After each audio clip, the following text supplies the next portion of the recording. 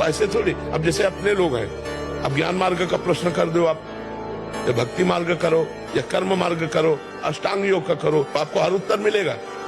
तो गुरुजी आप जैसी बुद्धि कहाँ से मिले? ब्रह्मचर्य से। नौजवान थे जब, तो उपवास, गंगा जी के हर कष्ट को सहना, और कभी कभी मन विषयों की तरफ लालायित होता, तब गंगा जी में खड़े होकर प्रार्थना की कि प्रभु क्या उपाय हो सकता है। भोजन ना ठीक से पाना, उघार रहना, गर्मी सर्दी सहना, सब हो रहा है, पर ये विकार। तब गंगा जी की ने कृपा करके, अरे तू साक्षी है, तू मन में क्यों तदात्म हो रहा है, जरा सी समझ ठीक हो जाए तो ये सब ठीक हो जाएगा। जरा सी समझ है, अपने ऊपर विकार को लेना मतलब परास्त होना, और मन पर विकार आया उसके आप दृष्टा हैं, आप अब सही उत्तर दीजिए। मन कहेगा भोग लो, नहीं गलत है, गलत, भूल न दे कुमारक पाऊं, नहीं, अब वो जलाएगा उसको, सह जाओ, बस ठीक हो गए, महात्मा हो गए। गुरुदेव मेरी उम्र 3.5, जो आप संभाल लें, संयम से रहो, व्यायाम करो, भजन करो, सत्संग सुनो। क्या मुर्दे जैसा जीवन, जो इंद्री जैसा चाहे वैसा डाउन कर दे, जैसा चाहे वो हमें शोक दे दे, दुख दे, थोड़ा साहसी बनो। तुम भगवान के अंश हो, तुम कुछ भी कर सकते हो, कुछ भी।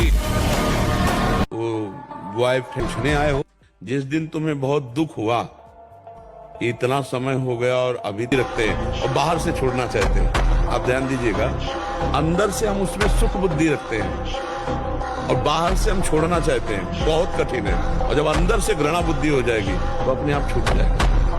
अपने इस की कृति अमेरिका में रह रहा है, और 28 और 32-35 के बीच के दोनों हैं, वो कसम खा के वृंदावन में गए कि आजीवन दोनों ब्रह्मचर्य रहेंगे। और उनका बच्चा होश में वृंदावन, बोले महाराज वचन देते हैं जीवन में कभी गलती नहीं हो। अब बोलो सुंदरी पत्नी है, सुंदर शरीर है, खूब रुपए कमा रहे, ब्रह्मचर्य प्रणाम है। साधक होकर के भी गंदे आचरणों की वृत्ति बनी रहती, वो गृहस्थी होकर के भी संत की तरह रह रहे, प्रणाम है ऐसे सदगृहस्थ।